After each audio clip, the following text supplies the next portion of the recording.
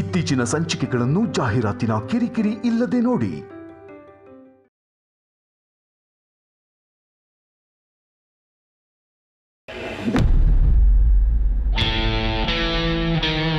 ನಮಸ್ಕಾರ. ಪಾರ್ಥಸಾರಥಿ ಕೊಟ್ರಾ? ಮೇಡಮ್, ನೀವು ಹೇಳಿದಾಗೆ ಅಕ್ಕಿ ಬೇಳೆ ಬೆಲ್ಲ ಇಂದ ಹಿಡ್ಕೊಂಡು ಡ್ರೈ ಫ್ರೂಟ್ಸು ತಾಜಾ ಹಣ್ಣಿಂದ ಇಡೀ ಫ್ಯಾಮಿಲಿಗೆ 1 ತಿಂಗಳಿಗಾಗುವಷ್ಟು ತಲುಪಿಸಿದ್ದೀನಿ ಮೇಡಮ್. ಇದು ಗೌರ್ಮೆಂಟಿಂದ ಕೊಟ್ಟಿರೋದು ಅಂತ ಹೇಳಿದ್ರಿ ತಾನೆ? ಅವ್ರಿಗೆ ನಿಮ್ಮ ಮೇಲೆ ಅನುಮಾನ ಬರಲಿಲ್ಲ ಅಲ್ಲ? ನಿಮ್ಮ ಮಗನಿಗೆ ಅನುಮಾನ ಬಂತು ಅನ್ಸುತ್ತೆ ಮೇಡಮ್.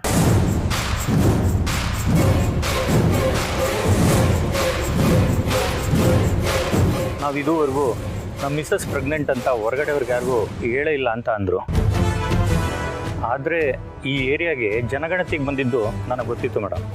ಅದನ್ನೇ ಹೇಳಿದೆ, ಜನಗಣತಿಗೆ ಬಂದಾಗ ನಿಮ್ಮ ಮಿಸ್ಸಸ್ಸು ಪ್ರೆಗ್ನೆಂಟ್ ಅಂತ ಹೇಳಿದರು ಅಂತ ನಂಬಿದ್ರು. ಆಮೇಲೆ ಅದನ್ನು ಇಸ್ಕೊಂಡ್ರು madam.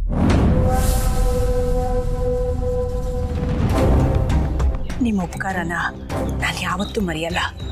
Thank you so much. ಅಯ್ಯೋ, ನಿಮ್ಮಿಂದ ಇವತ್ತೆಷ್ಟೋ ಸಂಸಾರಗಳು ನೆಮ್ಮದಿಯಾಗಿ ಊಟ ಮಾಡ್ತಾ ಇದೆ ಮೇಡಮ್. ಅದರಲ್ಲಿ ನನ್ನ ಸಂಸಾರ ಕೂಡ ಒಂದು. ನೀವು ಮಾಡಿರೋ ಉಪಕಾರಕ್ಕೆ ಇದು ನಂದೊಂದು ಅಳಿಲ್ ಸೇವೆ. ನೀವೇನು ವರಿ ಮಾಡ್ಕೋಬೇಡಿ ಮೇಡಮ್. ಪ್ರತಿ ತಿಂಗಳು ನೀವು ಕೊಡೋ ಲಿಸ್ಟಲ್ಲಿರೋ ಐಟಮ್ಸ್ನ ನಿಮ್ಮ ದೊಡ್ಡ ಸೊಸೆ ಅವರಿಗೆ ತಲುಪಿಸೋ ಜವಾಬ್ದಾರಿ ನಂದು. ಸರಿ, ಅಮೌಂಟನ್ನು ಅಕೌಂಟಿಗೆ ಟ್ರಾನ್ಸ್ಫರ್ ಮಾಡಿದ್ದೀನಿ. ಸರಿ ಮೇಡಮ್, ನಾನೇನು ಬರ್ತೀನಿ.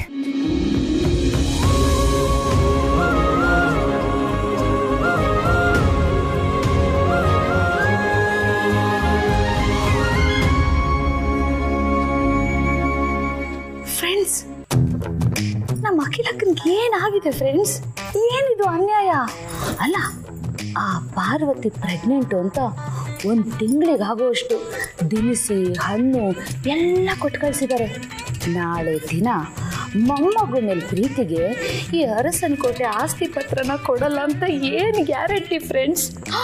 ಅಯ್ಯೋ ದೇವ್ರೆ, ಆ ಮನೆ ಕೆಲಸದವಳು ಈ ಅರಸನಕೋಟೆಗೆ ಅರಸಿಯಾಗಿ ಬಂದ್ಬಿಟ್ರೆ ನನ್ನ ಕತೆ ಏನು ಫ್ರೆಂಡ್ಸ್?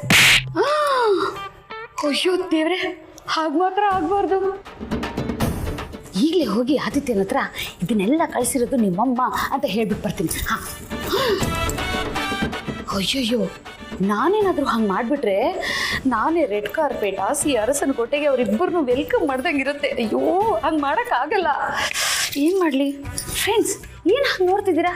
ಒಂಚೂರು ಏನಾದರೂ ಐಡಿಯಾ ಕೊಡಿಪ್ಪ ಪ್ಲೀಸ್. ಹುಟ್ಟಿದ ಅಣ್ಣ ತಮ್ಮಂದ್ರು, ಬೆಳೀತಾ ದಾಯಾದಿಗಳು, ಸೂಪರ್. ಇದೇ ಪಾಯಿಂಟ್ ಇಟ್ಕೊಂಡು ಪ್ರೀತು ಮನಸ್ಸಲ್ಲಿ ಆದಿತ್ಯನ ಬಗ್ಗೆ ಚಾಡಿ ಹೇಳ್ತೀನಿ. Okay okay, super. ಹಾಂ, ಹೇಗೂ ಜನನಿಗೆ ಪಾರ್ವತಿ ಪ್ರೆಗ್ನೆಂಟ್ ಅಂತ ಗೊತ್ತು. ನೋಡ್ದ್ಯಾ ಜನನಿ, ಪಾರ್ವತಿ ಪ್ರೆಗ್ನೆಂಟ್ ಅಂತ ಗೊತ್ತಾದ್ಮೇಲೆ ಅಕ್ಕ ನಿನ್ನೆಷ್ಟು ಕಡೆಗಣಿಸ್ತಿದ್ದಾರೆ ಅಂತ ಹೇಳ್ತೀನಿ.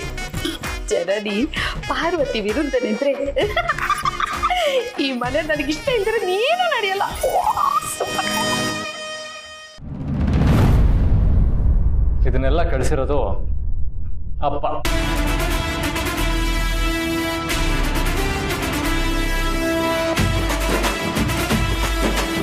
ಅಪ್ಪೋರೆ ಕಳಿಸಿರೋದು ಅಂತ ಹೇಗೆ ಹೇಳ್ತೀರಾ? ನಾನು ಒಂದಷ್ಟು ಗೌರ್ಮೆಂಟ್ ಸ್ಕೀಮ್ಗಳ ಬಗ್ಗೆ ತಿಳ್ಕೊಂಡಿದ್ದೀನಿ. ಫಸ್ಟ್ ಆಫ್ ಆಲ್ ಅವ್ರ ತಾಯಿ ಕಾರ್ಡ್ ಬಗ್ಗೆ ಹೇಳಿದ್ರು. ನಮಗೆ ತಾಯಿ ಕಾರ್ಡ್ ಬೇಕು ಅಂದರೆ ಮೊದಲು ಹೆಸರನ್ನ ಅಂಗನವಾಡಿಯಲ್ಲಿ ರಿಜಿಸ್ಟರ್ ಮಾಡಿಸ್ಬೇಕು. ಆದರೆ ಅದನ್ನು ನಾವು ಮಾಡಿಸೇ ಇಲ್ಲ. ನಮ್ಗೆ ಅದ್ರ ಬಗ್ಗೆ ಮಾಹಿತಿನೇ ಇಲ್ಲ ಅಂತ ಅಂದ್ಕೊಳ್ಳೋಣ. ಅಟ್ಲೀಸ್ಟ್ ಅವ್ರು ಇದನ್ನೆಲ್ಲ ಕೊಡುವಾಗ ತಾಯಿ ಕಾರ್ಡ್ ಕೊಡಬೇಕು ತಾನೆ. ಎಲ್ಲದಕ್ಕಿಂತ ಮುಖ್ಯವಾಗಿ ಅಕ್ಕಿ ಬೇಳೆ ಬೆಲ್ಲ ಎಲ್ಲ ಓಕೆ, ತಾಯಿ ಕಿಟ್ ಅಂತ ಹಣ್ಣುಗಳನ್ನ ಕಳಿಸ್ತಾರೆ. ಅಲ್ಲಿಗೆ ಪಾರ್ವತಿಗೆ ತಾಯಿ ಕಾರ್ಡ್ ಹೆಸರಲ್ಲಿ ಇದೆಲ್ಲ ತಲುಪಲಿ ಅಂತ ಅಪ್ಪನೇ ಕಳಿಸಿರೋದು. ಅಲ್ಲ, ಅಪ್ಪವರು ಈ ಥರದ ದಾರಿ ಯಾಕೆ ಕಂಡುಕೊಂಡ್ರು? ಅಪ್ಪ ನಾನು ನಿನಗೆ ಇನ್ಫ್ಲೂಯೆನ್ಸ್ ಮಾಡಿ ಕೆಲಸ ಕೊಡಿಸ್ತೀನಿ ಅಂತ ಹೇಳಿದರು. ನಾನು ಬೇಡ ಅಂತ ಹೇಳಿದ್ದೆ. ನಿನ್ನೆ ಡಾಕ್ಟರ್ ಹತ್ರ ಹೋದಾಗ ಪಾರ್ವತಿಗೆ ವಿಟಮಿನ್ ಕಮ್ಮಿ ಆಗಿದೆ, ನೀನು ಹಣ್ಣು ತರಕಾರಿ ಕಾಳುಗಳನ್ನ ಚೆನ್ನಾಗಿ ತಿನ್ನಬೇಕು ಅಂತ ಡಾಕ್ಟರ್ ಹೇಳಿದರು. ಪಾರ್ವತಿಗೆ ಡಾಕ್ಟರ್ ಅಪಾಯಿಂಟ್ಮೆಂಟ್ ತೊಗೊಂಡಿದ್ದೆ ಅಪ್ಪ. ಹಾಗಾಗಿ ಅಪ್ಪ ಪಾರ್ವತಿ ಆರೋಗ್ಯದ ವಿಚಾರನ ಡಾಕ್ಟರ್ ಹತ್ರ ತಿಳ್ಕೊಂಡಿರ್ತಾರಲ್ವಾ, ಹಾಗಂತ ಅವರು ದುಡ್ಡು ಕೊಟ್ಟರೆ ನಾನು ತೊಗೊಳ್ಳಲ್ಲ ಅಂತ ಅವ್ರಿಗೆ ಚೆನ್ನಾಗಿ ಗೊತ್ತು. ಅದಕ್ಕೆ ಈ ದಾರಿ ಕಂಡುಕೊಂಡಿದ್ದಾರೆ. ಆಮೇಲೆ ನಾನು ಆಟೋ ಓಡಿಸ್ತಾ ಇರೋದ್ರಿಂದ ಅಂಥ ಇನ್ಕಮ್ ಏನೂ ಬರ್ತಾ ಇಲ್ಲ ಅಂತ ಅವ್ರಿಗೂ ಚೆನ್ನಾಗಿ ಗೊತ್ತು. ಆಮೇಲೆ ಇದನ್ನೆಲ್ಲ ನಿಮ್ಮ ಸಂಪಾದನೆಯಿಂದ ಮ್ಯಾನೇಜ್ ಮಾಡೋಕ್ಕಾಗಲ್ಲ ಅಂತ ಅಪ್ಪ ಪಾರ್ವತಿಗೆ ಈ ವ್ಯವಸ್ಥೆ ಮಾಡಿದ್ದಾರೆ. ಪಾಪ ಅಪ್ಪೋರು, ನಾನು ಮಾತಾಡ್ತೀನಿ ಹಿರಿಯ ಅಪ್ಪೋರ ಹತ್ರ. ಅವ್ರ ಸೊಸೆಗೆ ಊಟ ತಿಂಡಿ ತಂದ್ಕೊಟ್ಟಂಗೆ ಇದನ್ನು ನೇರವಾಗಿ ತಂದ್ಕೊಡಿ ಅಂತ ಹೇಳ್ತೀನಿ. ಬೇಡ ಸಾರಥಿ, ಈ ವಿಷಯನ ನೀವು ಹೇಳೋ ಅಷ್ಟೇ ಅಪ್ಪ ಸಿಂಪಲಾಗಿ ತೊಗೊಂಡಿದ್ದಿದ್ರೆ ಅವರೇ ತಂದು ಕೊಡ್ತಿದ್ರು ಅಲ್ವಾ. ಮೋಸ್ಟ್ಲಿ ಅವರು ನಮ್ಗೆ ಯಾರಿಗೂ ಇದು ಗೊತ್ತಾಗಬಾರ್ದು ಅಂತ ಅಂದ್ಕೊಂಡಿದ್ದಾರೆ ಅಂತ ಅನಿಸುತ್ತೆ. ನಾವು ಗೊತ್ತಿದ್ದರೋ ಥರ ಇದ್ಬೇಡ ಬಿಡಿ.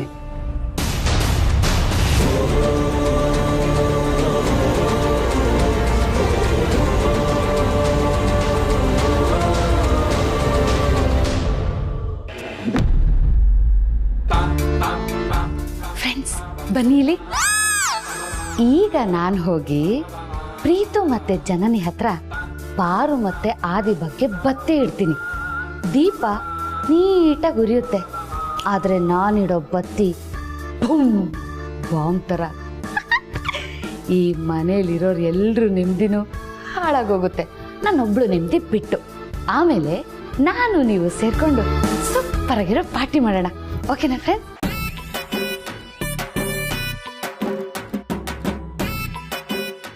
ಪಾರ್ವತಿ ಅಕ್ಕನು ಪ್ರೆಗ್ನೆಂಟ್ ಅನ್ನೋ ವಿಷಯನ ಅತ್ತೆ ಹತ್ರ ಮುಚ್ಚಿಡೋದಕ್ಕೆ ನಾವು ಪಟ್ಟ ಕಷ್ಟ ಅಷ್ಟಿಷ್ಟಲ್ಲ ಪ್ರೀತು.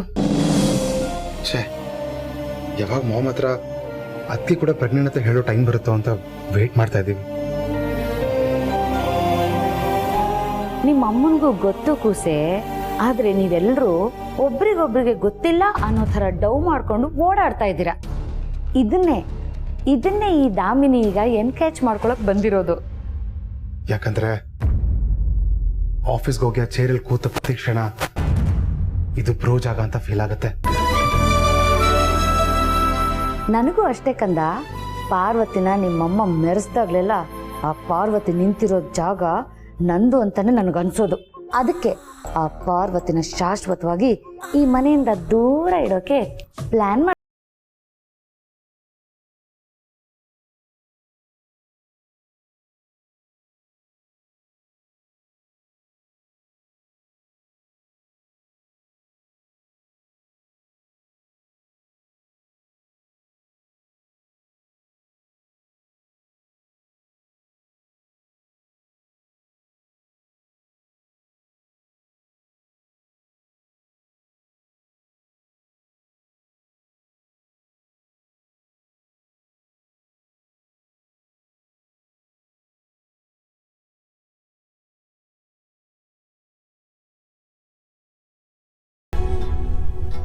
ನಮಗ್ ಕೊಡೋ ಮನ್ಸಿರ್ಬೋದು, ಆದ್ರೆ ಬ್ರೋಗ್ ಯಾವತ್ತೂ ತಗೊಳ್ಳೋ ಮನ್ಸು ಬರಲ್ಲ. ನನ್ನಿಂದ ಶುರುವಾಗಿರೋ ತಪ್ಪು ಸರಿ ಹೋಗಿ ಅದಕ್ಕೆ ಬ್ರೋ ಮನೆಗೆ ಬಂದ್ರೆ ಸಾಕಾಗಿದೆ. ಇದೆಲ್ಲ ಆಗ್ಬೇಕು ಅಂದ್ರೆ ಆ ಅನಾಮಿಕಾ ಕರೆ ಮಾಡಿದವರಿಂದ ನಮ್ಗೆಲ್ರಿಗೂ ಮುಕ್ತಿ ಸಿಗ್ಬೇಕು. ಅದು ಈ ಜನ್ಮದಲ್ಲಿ ಆಗುತ್ತೋ ಇಲ್ವೋ.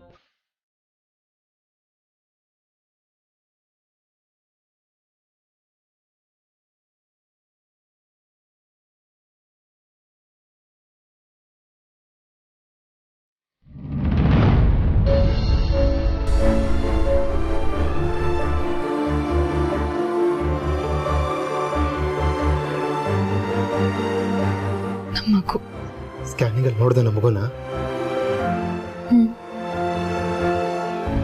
ಮರದಿಂದ ಮರ ಹುಟ್ಟಿ ಮರ ಚಕ್ರ ಕಾಯಾಗಿ ತಿನ್ಲಾರ್ದ ಹಣ್ಣು ಬಲು ರುಚಿ. ನಮ್ಮ ಹಳ್ಳಿ ಕಡೆ ಒಂದು ಒಗಟಿತ್ತು. ಆ ಒಗಟಿಗೆ ಉತ್ತರ ಮಗು. ಈ ಒಗಟನ್ನ ಯಾರೇ ಹೇಳ್ಬೇಕಾದ್ರೂ ಅದಕ್ಕೆ ಉತ್ತರನ ನಾನು ಎಷ್ಟು ಬೇಗ ಹೇಳ್ಬಿಡ್ತಿದ್ದೆ ಗೊತ್ತಾ. ಆಗ ನನ್ನ ಧ್ವನಿಲಿ ಯಾವುದೇ ಭಾವಾವೇಶನ ಇರ್ತಾ ಇರಲಿಲ್ಲ. ಆದ್ರೆ ಇವತ್ತು ಸ್ಕ್ಯಾನಿಂಗ್ ಅಲ್ಲಿ ನಮ್ಮ ಮಗು ಚಿತ್ರನ ನೋಡಿದಾಗ ನನ್ಗೆ ಎಷ್ಟು ಎಮೋಷನಲ್ ಆಗ್ಬಿಟ್ಟೆ ಗೊತ್ತಾ. ನನ್ನ ಕಣ್ಣಲ್ಲಿ ನೀರು ತುಂಬ್ಕೊಂಡ್ಬಿಡ್ತು ಪ್ರೀತು. ಆ ಕ್ಷಣನ ನಾನು ಮಿಸ್ ಮಾಡ್ಕೊಂಡ್ಬಿಟ್ಟೆ. ಆ್ಯಕ್ಚುಲಿ ಇವತ್ತು ಹಾಸ್ಪಿಟಲಿಗೆ ಹೋಗೋ ಪ್ಲ್ಯಾನೇ ಇರಲಿಲ್ಲ ಪ್ರೀತು. ಇವತ್ತು ಅಪಾಯಿಂಟ್ಮೆಂಟ್ ಇದೆ ಅನ್ನೋ ವಿಷಯನೇ ಪಾಪ ಅರ್ಥ ಮರ್ತು ಹೋಗ್ಬಿಟ್ಟಿದ್ರು. ನಾವು ದೇವಸ್ಥಾನಕ್ಕೆ ಅಂತ ಹೋಗ್ತಾ ಇದ್ದಿದ್ದು. ದಾರಿ ಮಧ್ಯದಲ್ಲಿ ಅವ್ರಿಗೆ ಇದು ನೆನಪಾಗಿ ಪಾಪ ತುಂಬ ಫೀಲ್ ಮಾಡ್ಕೋತಾ ಇದ್ರು. ಅದಕ್ಕೆ ನಾನೇ ಇವತ್ತೇ ಹಾಸ್ಪಿಟಲಿಗೆ ಹೋಗೋಣ ಅಂತ ಹೇಳಿ ಕರ್ಕೊಂಡು ಹೋದೆ. Sorry Preethu. Hey, that's okay, that's really fine. ಈ ಸಲ ಆಗದೆ ಆದರೂ ಮುಂದಿನ ಸಲ ಜೊತೆಗೆ ಬರ್ತೀನಿ. ಆಗ ನಮ್ಮ ಮಗು ಇನ್ನೂ ಸ್ಪಷ್ಟವಾಗಿ ಕಾಣಿಸುತ್ತೆ.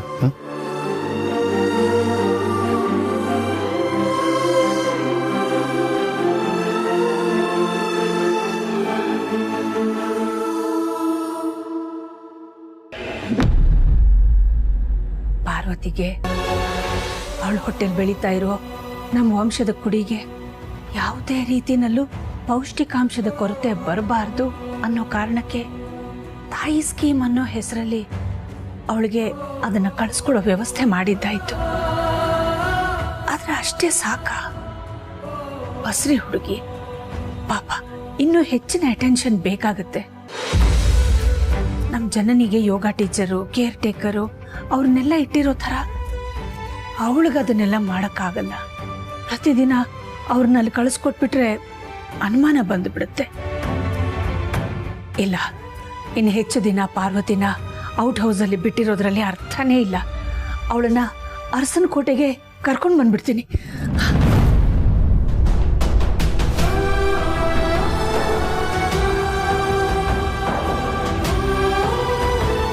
ನಾನೀಗ ಹೋಗಿ ಕರೆದ ತಕ್ಷಣ ಪಾರ್ವತಿ ಬಂದ್ಬಿಡ್ತಾಳ.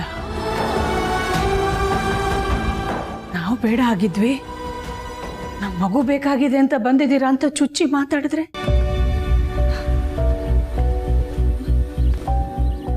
ನಮಗ್ ಮರ್ಯಾದೆ ಇಲ್ಲದೆ ಇರೋ ಜಾಗದಲ್ಲಿ ನಮ್ಮ ಮಗು ಹುಟ್ಟೋದು ಬೇಡ, ಬೆಳೆಯೋದು ಬೇಡ ಅಂತ ಹೇಳ್ಬಿಟ್ರಿ.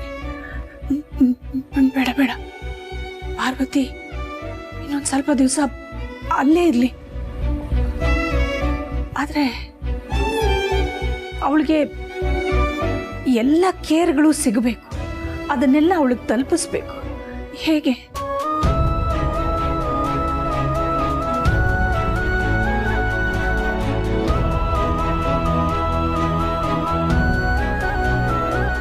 ಅಖಿಲ, ಥ್ಯಾಂಕ್ ಯು ಸೋ ಮಚ್. ಯಾಕೆ? ನಿನ್ನೆ ಅಮ್ಮ ಮಗನ ಜಗಳದಲ್ಲಿ ನಾವೆಲ್ಲರೂ ಬಡವಾಗ್ತಿದ್ದೀವಿ ಅಂತ ನಾನು ಬೇಸರನ ಹೊರಗೆ ಹಾಕಿದೆ. ನಿನ್ನೆಯಿಂದ ಯೋಚನೆ ಮಾಡ್ತಿದ್ದೆ ನಿನ್ನ ಮುಖದಲ್ಲಿ ಹೇಗೆ ನಗು ತರಿಸೋದು ಅಂತ. ಆದರೆ ಈಗ ನಿನ್ನ ನಗು ನೋಡಿ ನನ್ನ ಮನಸ್ಸಿಗೆ ಸಮಾಧಾನ ಆಯಿತು. ಅದಕ್ಕೆ ಥ್ಯಾಂಕ್ ಯು ಹೇಳಿದೆ.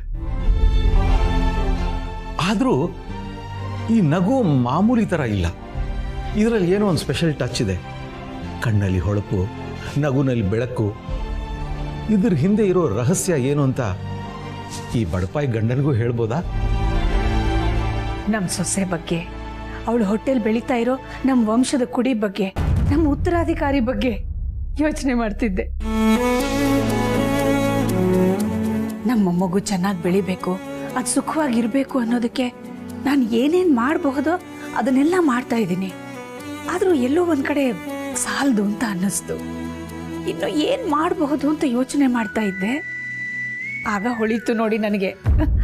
ಅದಕ್ಕೆ ಕಣ್ಣಲ್ಲಿ ಹೊಳಪು, ನಗುವಿನಲ್ಲಿ ಬೆಳಕು.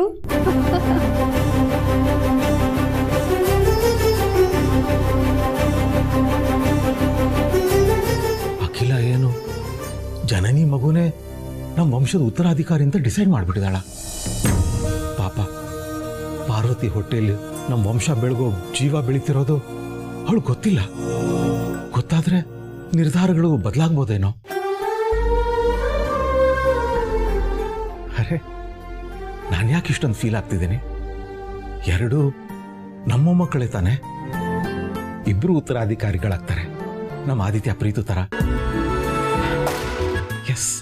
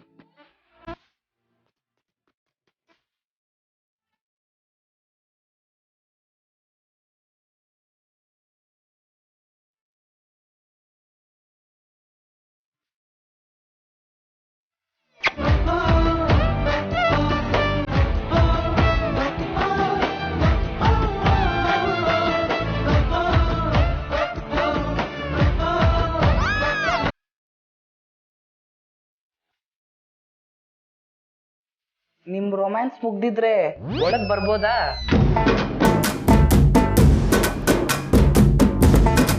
ಅರು ನಾನು ಹೋಗಿ ಬರ್ತೀನಿ.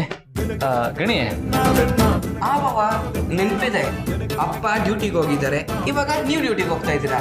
ನೀವು ಅಪ್ಪ ಕೆಲಸ ಮುಗಿಸ್ಕೊಂಡು ಮನೆಗೆ ಬರೋವರೆಗೂ ಅಕ್ಕನ ಜವಾಬ್ದಾರಿ ನಂದು. ಅಕ್ಕಂಗೆ ಯಾವುದೇ ತರ ಆಯಾಸ ಆಗೋ ತರ ಕೆಲಸ ಮಾಡ್ಸಲ್ಲ, ಸರಿನಾ? ವೆರಿ ಗುಡ್ ಕಣ. ಸರಿ ಬರ್ತೀನಿ ಪಾರು, ಬರ್ತೀನೋ? ಬಾಯ್ ಬಾವ.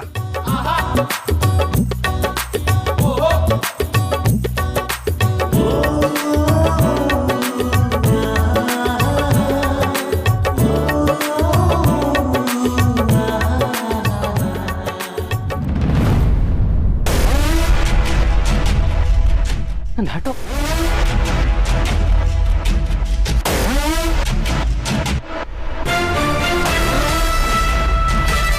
ಗಣಿ, ಪಾರು ಪಾರು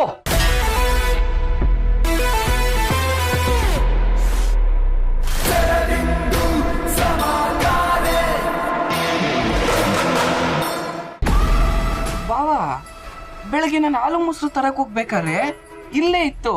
ಮತ್ತೆ ಇವಾಗ ಎಲ್ಲೋಯ್ತು? ಕೀ ನನ್ನ ಹತ್ರನೇ ಇದೆ.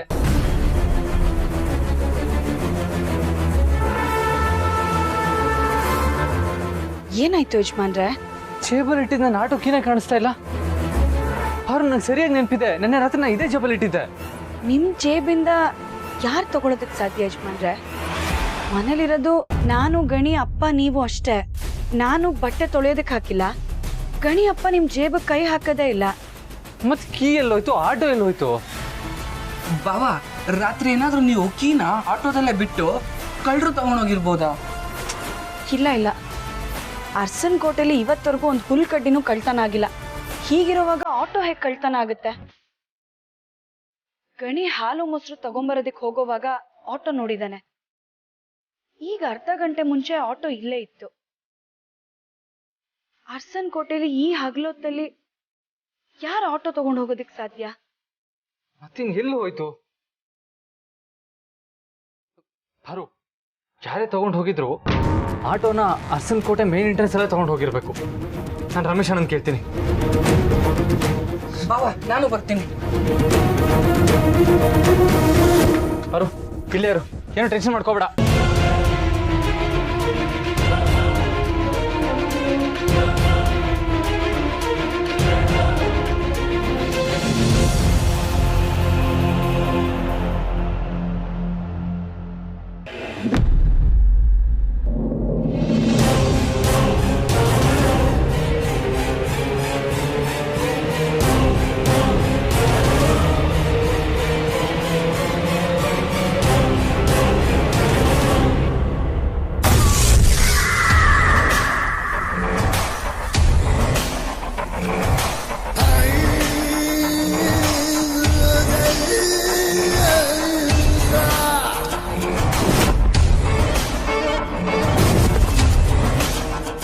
ಅಮ್ಮೋರೆ, ನೀವು ಹೇಳಿದ ಕಡೆ ಆಟೋ ತಂದು ನಿಲ್ಸಿದ್ದೀನಿ.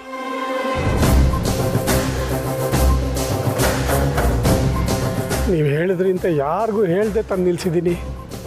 ದೊಡ್ಡ ಯಜಮಾನ್ರಿಗೂ ಗೊತ್ತಿಲ್ಲ. ಎಲ್ಲೂ ಕೆಲಸ ಸಿಗದೆ ಇದ್ದಾಗ ಬಡ್ಡಿಗೆ ದುಡ್ಡು ತಂದು ಆಟೋ ಕೊಂಡ್ಕೊಂಡು ಹೊಟ್ಟೆ ಪಾಡ್ಗೊಂಡು ದಾರಿ ಮಾಡ್ಕೊಂಡಿದ್ದು. ಈಗ ಏಕ್ದಮ್ಮು ಆಟೋ ಕಾಣಲಿಲ್ಲ ಅಂದರೆ ದೊಡ್ಡ ಯಜಮಾನರು ಎಷ್ಟು ಗಾಬರಿ ಆಗ್ತಾರೋ ಏನೋ.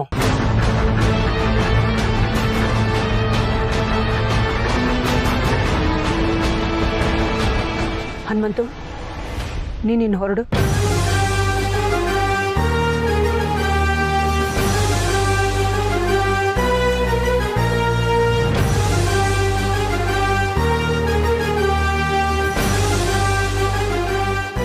ಏನ್ ನೋಡ್ತಿದೆ ಅಖಿಲನ್ ತಲೆಯಲ್ಲಿ?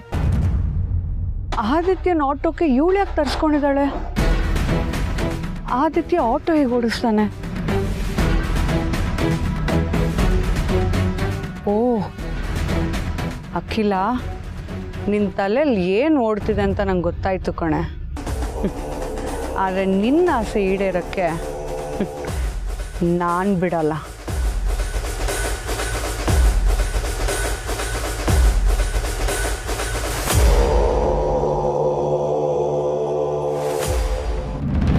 ರಮೇಶಣ್ಣ ರಮೇಶಣ್ಣ ರಮೇಶಣ್ಣ ಆಟೋ ಕಾಣಿಸ್ತಾ ಇಲ್ಲ. ಆಟೋ ಕಾಣಿಸ್ತಾ ಇಲ್ವಾ? ಅಲ್ಲ ಯಾರಾದರೂ ಇದರಿಂದ ಆಚೆ ತಗೊಂಡು ಹೋಗಿದ್ದ ನೋಡಿದ್ರಾ? ನೈಟ್ ಡ್ಯೂಟಿನಲ್ಲಿ ಗೋಪಾಲಣ್ಣ ಇದ್ರು. ನಾನು ಇವಾಗ ತಾನೇ ಡ್ಯೂಟಿಗೆ ಎಂಟ್ರಿ ಆದೆ. ನಾನು ಬಂದಮೇಲೆ ಯಾವ ಆಟೋನು ಹೊರಗಡೆ ಹೋಗಿಲ್ಲ ದೊಡ್ಡ ಯಜಮಾನ್ರೆ. ಸೆಕ್ಯೂರಿಟಿ ಯಾರೇ ಇದ್ರು ಕೂಡ ಅರ್ಸನ್ ಕೊಟ್ಟ ಯಾರೇ ಬರಲಿ ಹೋಗಲಿ ಎಂಟ್ರಿ ಮಾಡ್ಸೋದು ನಾವು ಮರೆಯಲ್ಲ. ಇರಿ ದೊಡ್ಡ ಯಜಮಾನ್ರೆ, ಚೆಕ್ ಮಾಡ್ತೀನಿ. ರಾತ್ರಿ ಯಾರು ಬಂದೋಗಿದ್ರು ಗೊತ್ತಾಗುತ್ತೆ. ಇಲ್ಲ ರಮೇಶಣ್ಣ, ಬೆಳಗ್ಗೆ ತನಕ ಮನೆ ಮುಂದೆನೇ ಆಟೋ ಇತ್ತು. ಸ್ವಲ್ಪ ಮುಂಚೆ ಕಾಣಿಸ್ತಾ ಇಲ್ಲ ಅಷ್ಟೇ. ಇದೇನಿದು ದೊಡ್ಡ ಯಜಮಾನ್ ಆಶ್ಚರ್ಯ. ಮತ್ತು ಆಟೋ ಎಲ್ಲೋಯ್ತು?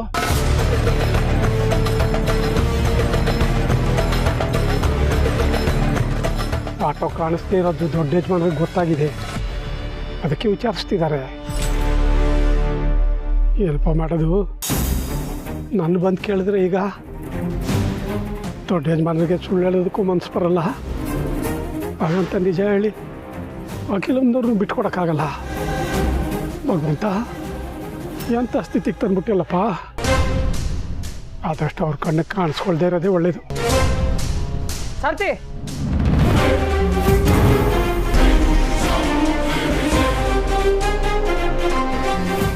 ಸಾರ್ಥಿ, ಮನೆ ಮುಂದೆ ನಿಲ್ಸಿದ ಆಟೋ ಕಾಣಿಸ್ತಾ ಇಲ್ಲ.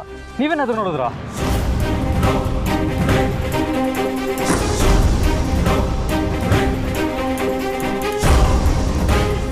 ಹನುಮಂತು, ನೀನಿನ್ನು ಹೊರಡು.